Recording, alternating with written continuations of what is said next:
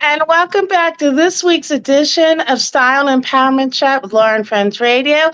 We thank you for tuning in from all the stations around the world. So I'm so excited to welcome this week's guest, pop star and just amazing, empowering young lady, Imen Siar. Hello, nice to meet you. So Iman is joining us from London, well, the UK right now. What part of England are you in right now? London, South London. London, yes. And shout out to all my London Energy Radio family and the Hits Network family. Been part of our broadcast family for several years now. So I'm in. We're so excited to talk to you. So you were a contestant on the 2020 edition of Britain's Got Talent. Yes, it's kind of crazy to say that, but yes, I was. Right? So that must have been pretty exciting. For those who don't know, Britain's Got Talent, it's kind of like the US's American Idol, right? And so you have a whole panel of judges judging you. And it doesn't that like trip you out? Like isn't that stressful? How do you keep it all together? I have no idea. I literally just pushed myself to do it, and then I realized what I've done only after. I was super nervous, and I honestly couldn't remember anything I've done on stage up until I watched myself on TV again. So Simon Cowell is the one that scared me the most at the beginning, but he ended up Oh being wow. but he was really, really nice. So it was a really, really good experience. So now you have a very inspiring story. So can you just tell our listeners when was the point in your life where you realized, hey, I have this beautiful voice, I have the gift of song, and I think this is something that I want to pursue? So I've always liked to sing since I was little, but I feel like the moment where I realized that I wanted it to be a career is when I joined a talent show in Italy. It was like a very small school talent show. And I remember not thinking much of it, and I didn't want to even tell my parents because I was like, I'm not going to even win it, so they're never going to find out. I'll And just do this under the radar. literally that was my thought, but in the end I ended up winning the whole season. So I had to tell my parents. Actually, my dad found out through the local newspaper, so it was the first time I was on a newspaper.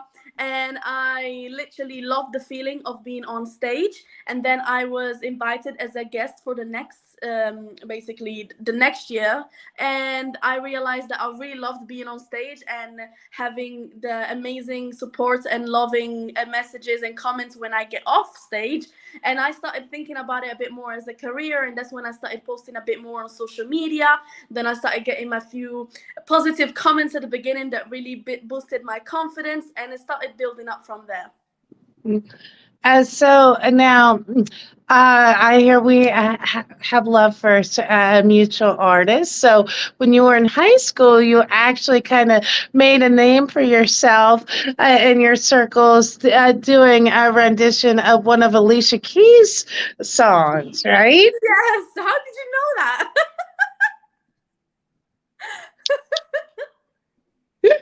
I did. It was Girl on Fire. Yes. Yes, How did you find that? because I'm magic. I did. I did my research and I came up in one of the articles, interviews. Yeah, and I thought that was so cool. Like some of my classmates, the old classmates, they still call me the Girl on Fire girl. Yeah, yeah, yeah. That That's was like your my hashtag. mode. Oh, that is so sweet. So now, you are also a songwriter. So you co-wrote your two singles, which we're going to talk about in a minute. But when did you really come to a realization that writing was also, as an artist, something that you wanted to explore? personally never thought that I would be writing because I always thought it was something too difficult for me to do. Hmm. Never really pushed myself up until when I went to New York for the first time ever.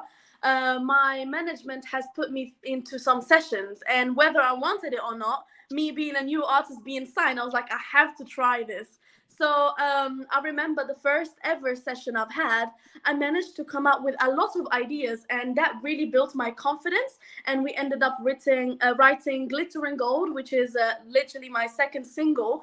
And because I loved it so much, it built my confidence even more to write other songs. So from that moment, I started writing more and more, and I literally left America as a songwriter. And that was like one of the my proudest moments because I left as a singer, came back as a singer songwriter. So that was beautiful. Which is just awesome. And, it's really important if you can do it as an artist to really put your words behind the songs.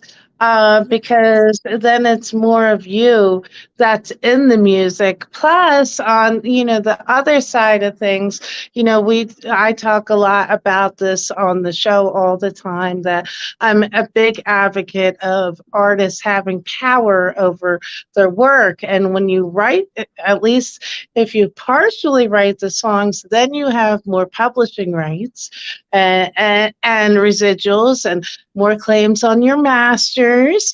And, you have a more equitable situation, especially as an artist. It's all about on the ground up, having your claim over your work. Absolutely. It's stuff that I didn't know before because I never really did lessons or singing lessons. I know nothing about music. I just love to sing. But now I'm growing into finding like all the little, like, oh, what's a producing, what's an A&R, what's all of this. And writing, I realize it has a huge part in in the industry. And Hmm. now I'm happy that I get to write as well because it makes it more personal, more magical and special to me as well. So And then it's also connecting to your listeners on a deeper level. And when you level. sing the song, it's more of a connection because it came from you. Exactly, more of a story. Right, I know there's a great debate on that because some of our great pop singers, you don't think about it. It's especially like with anything until you're actually in a particular business and get over. You just turn the radio on. Oh, I like that song. You don't think about the business, the creativity behind it, the legalities, the marketing, all those things. And some of our big pop stars write their music, but then there have been other who we can't, there's no argument. Say an artist like Whitney Houston, phenomenal. She's like the greatest of all time that, we measure to. Her music is timeless, but Whitney never wrote any of her music. So, but then you have, say, an artist like Gwen Stefani, who she wrote all of No Doubt's songs and her solo songs. She might have co-written, but she Yeah. wrote all of her music. So you could say, well, is Whitney less great because she didn't write her songs? Is this artist more great because they did? But I think There's Whitney so was much. just such an artistic interpreter of the songs. It's as if she did write them because she Yeah, delivered everything with such passion. you can still make it justice, and there's so much behind the song that goes into it. Like so many hours at the studio, so many hours in the music video. Like people don't, and I never realized it until I got into this game. I was like, whoa, you look at singers, you just see them go on stage and sing, but there's so much behind the scenes that, to be fair, I could never judge any other artist. Like hats off, honestly, for all Right? the hard work. So whether And they like write I it or feel not. like that's something that for schools that of the arts, like they have the different colleges of the arts, I really feel that in their curriculum they should start teaching publishing and All this, yeah. and the legalities, PR, marketing, because all those things are really important, especially nowadays.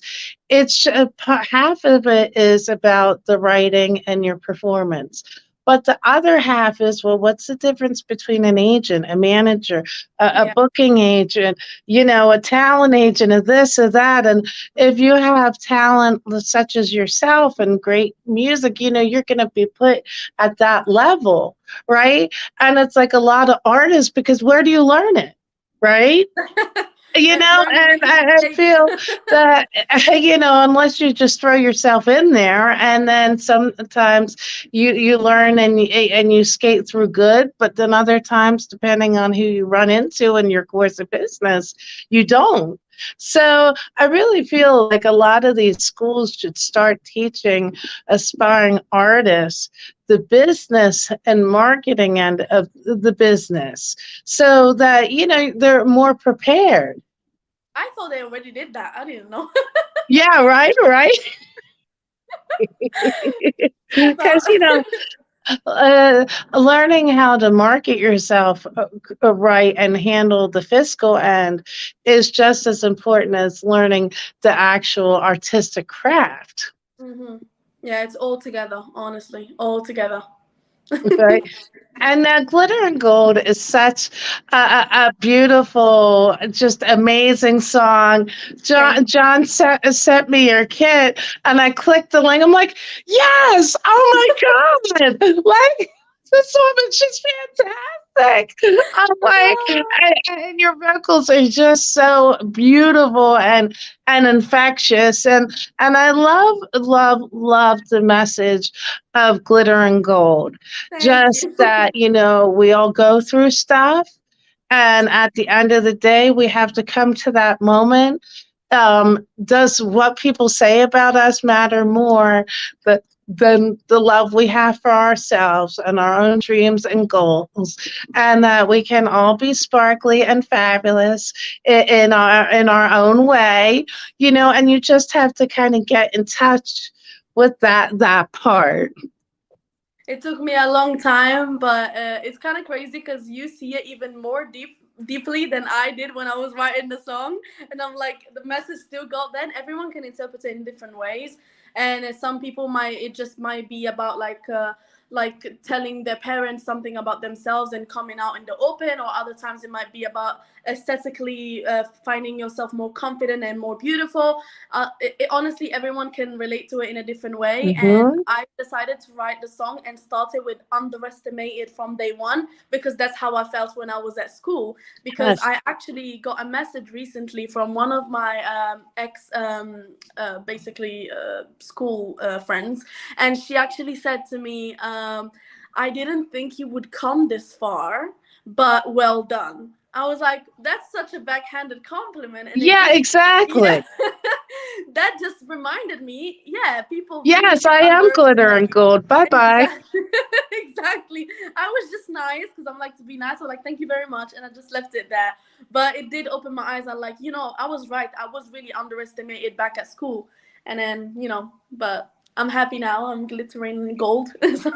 Right. And it's such a great, just, I mean, very much a girl power anthem, but I think it translates past all categories. You're very true. Like, if you're in any kind of negative situation, or you're inspiring to kind of break free of a certain situation, or find your strength to declare what you want, glitter and gold is just such a great, just, give you that And extra optimistic. positive kick in the pants to, get out there and do it. I hope that's what makes people feel like when they listen to it, because I honestly listen to it when I want to feel better about myself. And I have other songs that are even better in that sense of how to make you feel good. So hopefully soon we'll be talking about the other ones. But Right. I'm really glad that the first song I've ever written is already doing so. And you had some amazing co-songwriters on that song who worked with some real legends in the game.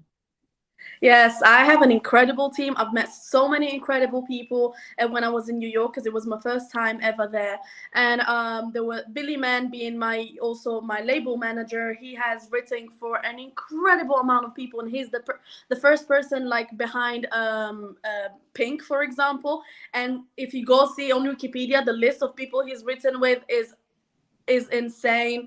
Then with Julia and Jackson, I've actually written way more songs with them that will be coming out.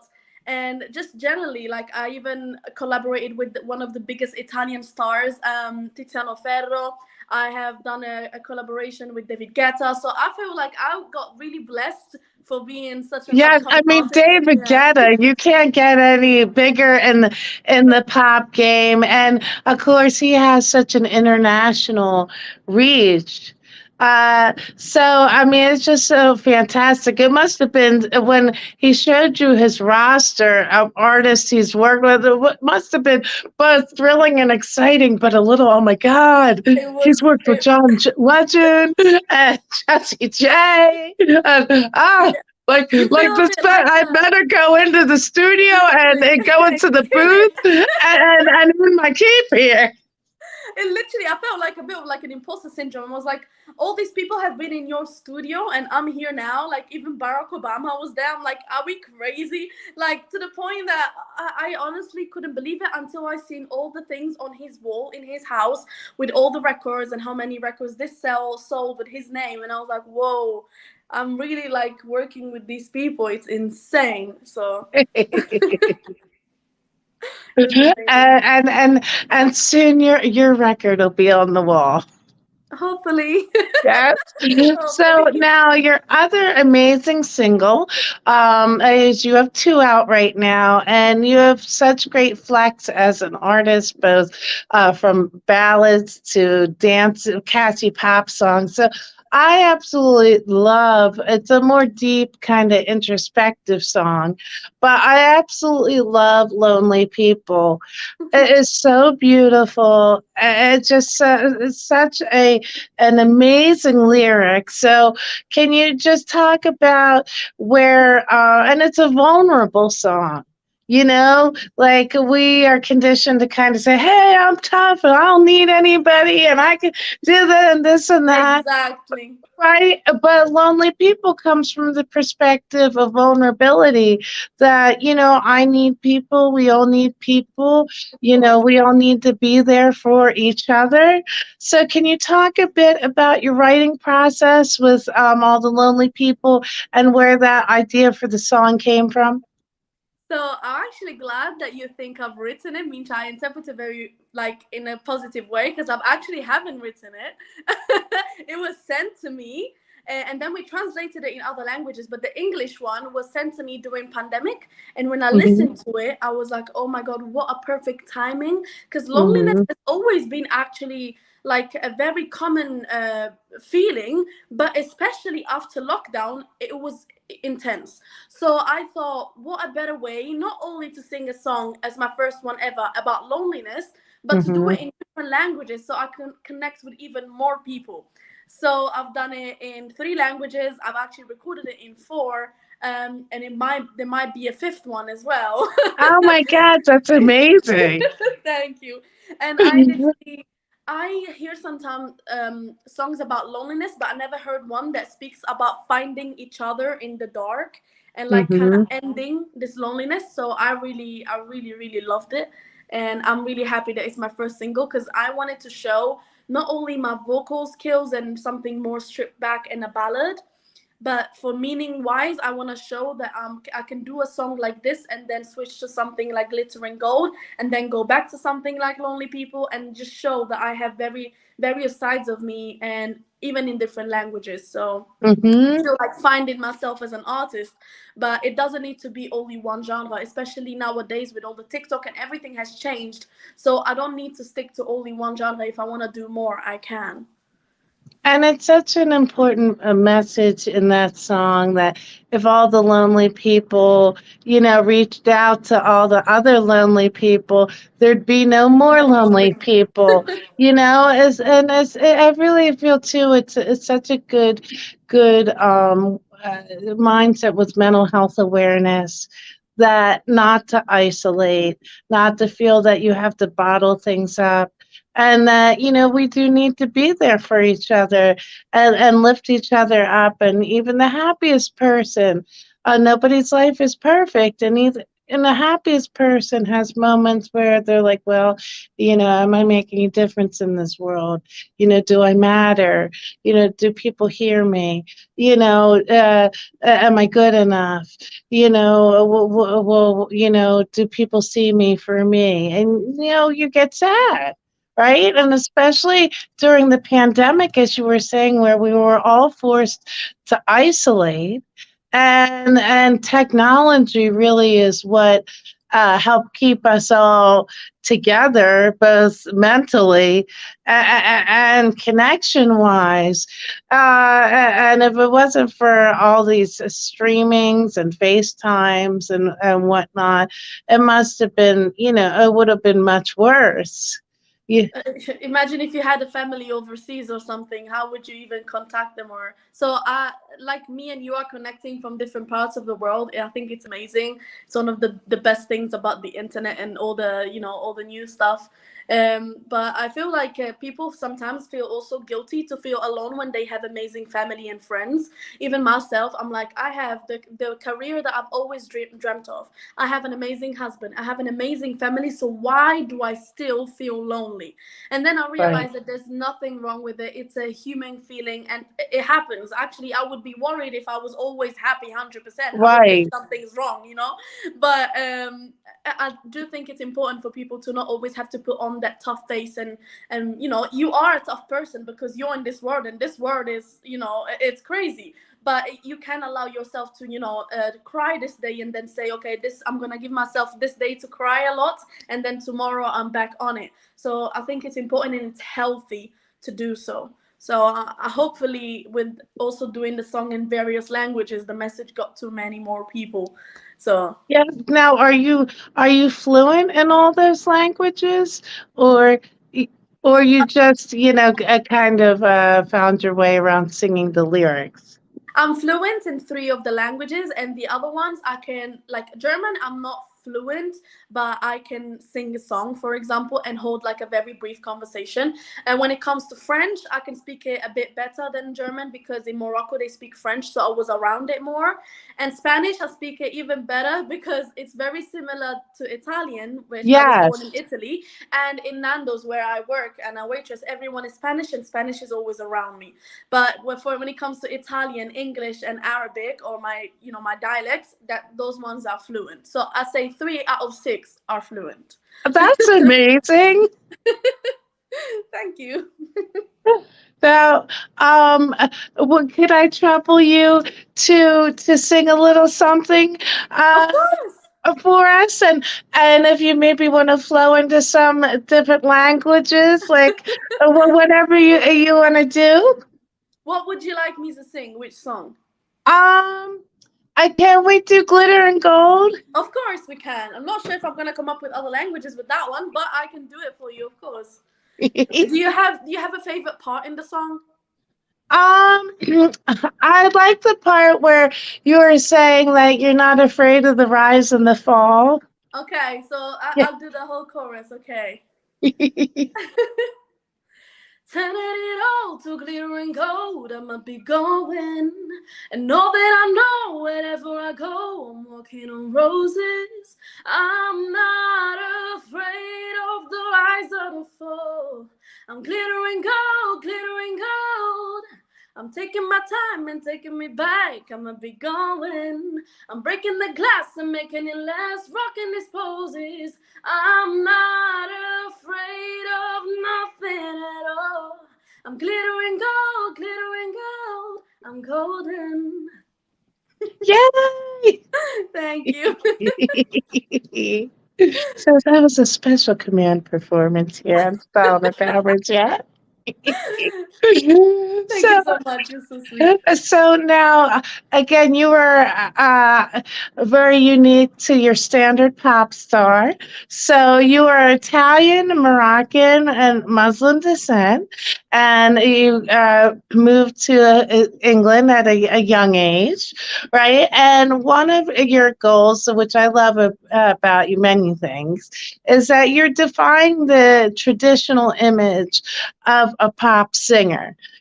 here in the States, and it's usually okay, got to show half your stuff, and be all glitzed out, and everything, and that's not you. You are in touch with your Muslim heritage and your head wraps and dressing in traditional modest fashion. And I love that because it's showing the other end of the spectrum of what a pop star can be. It doesn't Yeah. just have to be, like the half tops and all that. We've seen that for years. We know that. There's all kinds of women out there and all kinds of little girls, and we all want to see someone that represents us with positive messages. So, can you talk a little bit about? I know this is something that's very close to your heart, about empowering other girls, and specifically Muslim girls, to pursue their dreams and to, be proud and love themselves. I honestly grew up watching YouTube videos, and none of the artists that I used to look up to looked like me. So there would be like a very skinny white girl with blonde and straight hair. And at the beginning, I didn't think much of it, but then I started like changing my appearance to look more like them. And then when I grew up, I realized that that was because of a lack of representation. And so, whether you see me as a Moroccan woman or as a Muslim woman, whether it's faith or culture, I want to represent the people that do not feel represented. And not only in that way. For example, I felt very touched by Lizzo. Lizzo was one of the first people that I was like, oh, the industry is changing, because many years back then, it wouldn't have been accepted because you wouldn't look like what a pop star should look like. So recently everything started changing, and I feel like people think that empowerment can only mean one thing, and if I'm covered, I'm oppressed. But I'm here to show the opposite. If I choose what to wear, I'm empowered already. And I want Yes. to show that what the media says is not true. And if maybe they listen to my interviews or something, they can understand that, because I really want to break the That stereotype you're choosing to be covered up is a way of loving of yourself. loving your, exactly, whether I do it for religious reasons or not. People see it. When I say that I'm Muslim, they think, oh, you're doing it because you're oppressed. But how am I oppressed if I'm one day going to be on a stage singing in front of thousands of people? when Exactly. billie when Billie Eilish is covered up, it's all good and she's a queen. But when I decide to cover up, all of a sudden it's an issue. But I understand that people are brainwashed because of the media, and we are here Hmm. to speak for ourselves. And the little girls need to understand that. I want them to understand that any like career they want to do in life, they can still do it looking the way they look, and still having the faith and following their culture. And it took me a bit more time to explain this to my parents. But now that I've grown up, they believe, they trust that I'm not gonna go outside of my path. So Right. I literally got to this like compromise of like, yeah, I'll do my thing, but don't worry, I'm not gonna take off my headscarf, I'm not gonna do this. And now they understood it, and I'm actually grateful that this happened when I was older in age, because I might have been very gullible or at a younger age. So I want to show girls that if they communicate with the parents, they wait a little longer and a bit more patient, the parents will understand if they don't want to be a lawyer or a doctor, and if they want to do something more creative. Because to be fair, even money wise, you can make so much money being creative. Like, there's nothing bad about it. It's another profession and there's a lot of work. So in my case, I'm happy to be representing not only Muslim girls, not only girls, it could be boys in communities that are a bit unrepresented and they have more of a closed mentality, as it looks like culturally, because culture and religion are very different.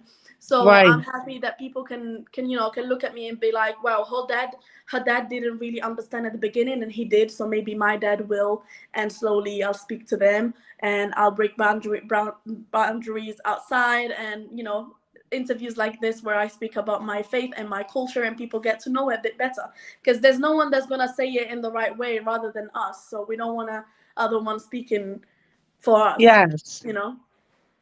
And I think it's so important.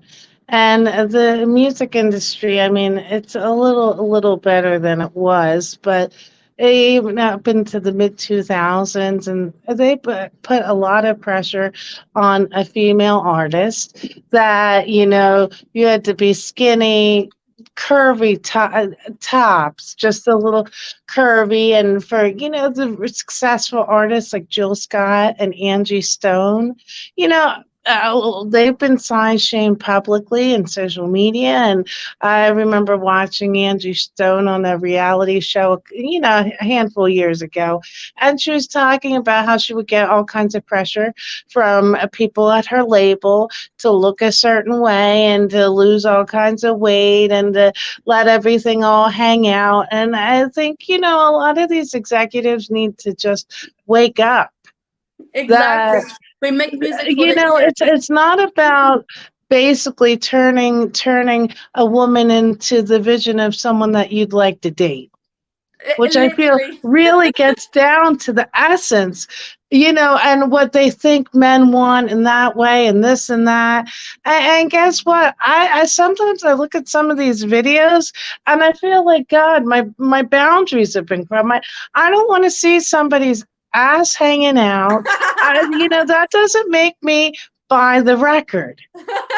Okay, what someone's abs look like, it doesn't make me buy the record. What makes me buy the record, does the music touch me? Does it make me feel good? Are they talented? Are they an artist? Do they have great voice? It's not about all that. And I feel too when these labels want to put so much emphasis on how they're wearing, what's hanging out, what is, and on all that. It says to me, well, do you actually believe in the talent? In the talent Do and you the music for believe the in the ears, talent of the literally. artist? Because if not, you should be more about their comfort level, their staging, their performance, Yeah, the and all performance, that, their absolutely. art Yeah. direction. If you're you got to lose weight, you got to be this, you got to do your hair like this, you got to look like this, you got to dress like this, that's saying you don't think their talent is strong enough So they have to do something to else. Yeah. make them work, right? Yeah. It's And sad. it's like you're giving all these women hang-ups, and then you're perpetuating this kind of sexist mindset where guys think it's okay to talk about women's bodies, and people think it's okay to say all kinds of, rude things. Who am I to talk about somebody else's body? Who are you to talk about my body? Are you paying my bills? You Exactly. know, like, where in that context, where does your opinion matter? And I'm just so excited seeing, young artists like yourself saying, hey, I'm not going to conform to all that. And I'm not going to let you tell me how to be. This is me. So either you're on my bus or you're Or not. you're not. Exactly. Take it or leave it. I'm not changing. Exactly. So now, of course, Jessie J was one of the artists. She's so fantastic. Oh my God, dynamite! So many amazing songs and such a powerhouse vocalist. So, who are some of the other artists that you draw inspiration from? So apart from Jessie J, of course, because everyone knows I love her. My first concert was hers, and then I really like to listen to upcoming artists. I like to go on this journey with them. So I have Fauzia, which is a Canadian artist, and she's Moroccan as well. There's Griff here in London. There is Zoe Wees, and then I also love Lewis Capaldi and Alessia Cara and Adele, of course. And then Of course. Alessia Cara is like the perfect example of who I want to be as an artist because she's so drama free. She just like everyone really likes her. She could honestly feels like she could be my friend because it just looks like such a lovely person, and she's very like modest and she, I don't know, she's something about Alessia Cara that I really love. I do really like to listen to upcoming artists, and every time I go and see, oh, what's popping, who's new and stuff, because I really like to see other people's journey as well as mine growing. So And now you have such an empowering story because, you were just working in a restaurant. I still work there. I said, right? And now, yeah, you're this international pop artist. And, So many of us, when we're pursuing our dreams and entrepreneurship, because as an artist, you're an entrepreneur, right? So having that foundation is so important. And you've spoken about what a pivotal role of support your mom has been throughout this journey. I Mama, I love my mom, and she's someone that had to change various times to understand how the world works here and how to like. She honestly, some things that she believed when I showed her, she was mentally open to understand how the things work in the world right now, and she's like my number one supporter. Once she realized that all the lyrics that I'm singing are very like appropriate, family friendly, modest lyrics, and the way that I present myself, she honestly just supports me 100%. She never really understands what I actually do because even if I tell her tomorrow, Mom, I have a single coming out with Justin Bieber, she doesn't understand. She she'd be doesn't like, know I'm who okay. Justin Bieber is because she just doesn't understand. She's like, why are these people sending you free makeup and free this? She doesn't understand it, but it's so cute. So I just honestly, I'm doing this especially for them, and I want to give her all the things that she never experienced. Because I took her to the cinema for the first time, and she was like so happy, and I'm like, how have you never been to a cinema? I want to give you this and more. So I literally am doing it for her and give her all the experiences and take her to Dubai and all of this. I'm doing it for them. So So now, in your younger years, you experienced bullying. And so can you, and you've said that one of the things that helped you overcome different obstacles in your life is positive thinking. So can you just talk a bit about that and just uplift some of our listeners who might be going through, similar things? So, as I said before, I'm Italian. I was born in Italy and I've been there till the age of 18. And I always felt like because I was living in a very small town and there wasn't a lot of diversity, I felt like an outsider and Mhm. everyone was looking at me a different way. But everything started escalating when I started wearing my headscarf, as it's something not common there at the time. And I feel like everyone was picking on me and judging the way I was looking, my weight, everything. And it really did impact me at the beginning. And then I moved to the next step of school, and I was bullied again. And then I had to repeat a grade, and that's where I was going to have a new class.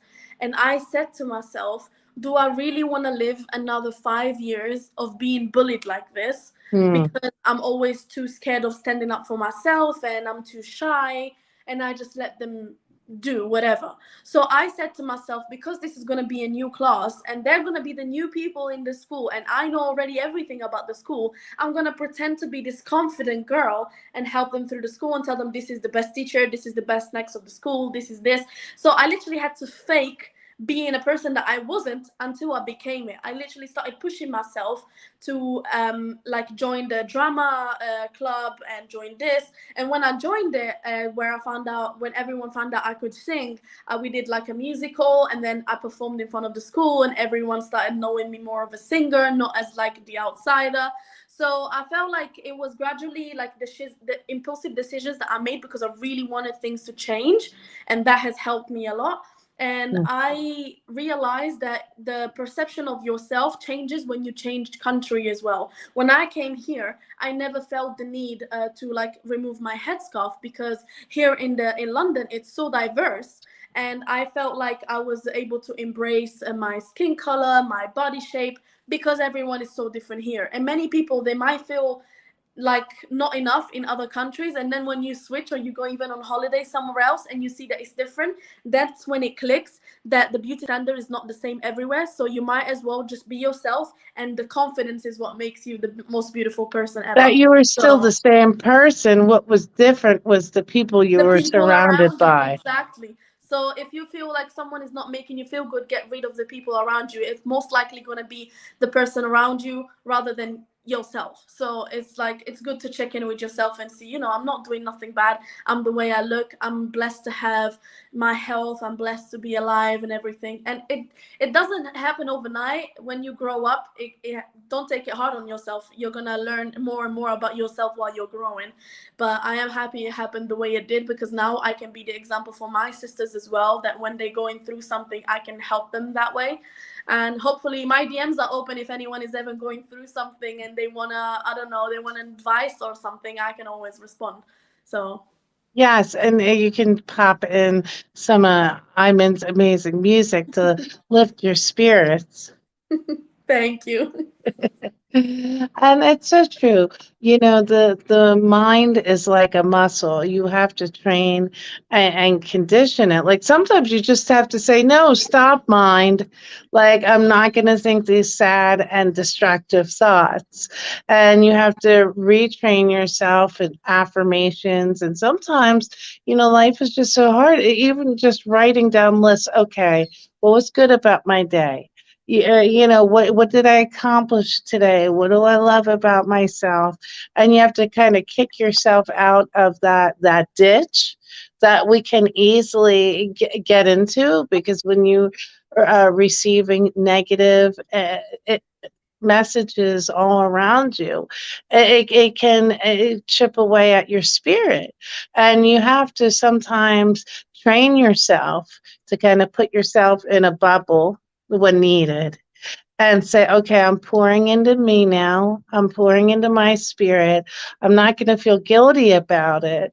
And if you're not going to support me, like my dad used to say, don't allow them to have real estate in your life. Don't allow them to have rent in your head, right? That's So amazing. if they're not putting good messages and vibes into you, lifting you up, then those aren't people that you want to listen to. Sometimes you can't remove yourself from a situation right away, right? Absolutely. So it's so important, what you were saying, that you have to come to that place to say, I am worthy. I'm good enough. And how am I going to keep myself centered amongst the hurricane that I might have to deal with? But just so important just to hold on to the fact that it does get Yeah, better on the other side. And sometimes it's a long storm, you absolutely. know Yes.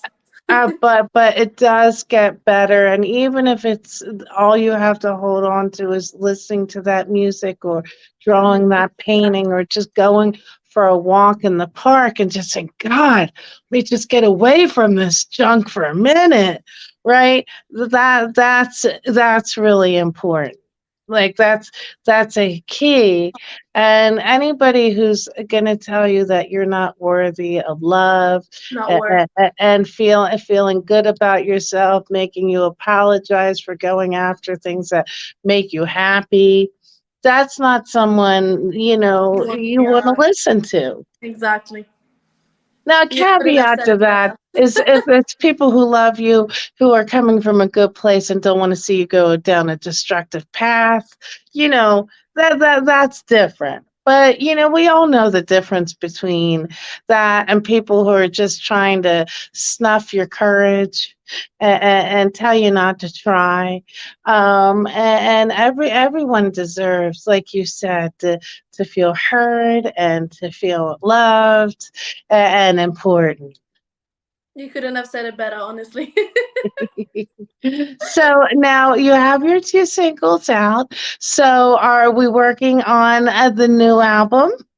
Yes, it's almost done actually. There's only a few things missing, but I'm actually proud that majority of the songs were written by me and co-written. So I'm really hoping people are gonna like it. They're gonna see even more sides of me than I think people don't know about yet.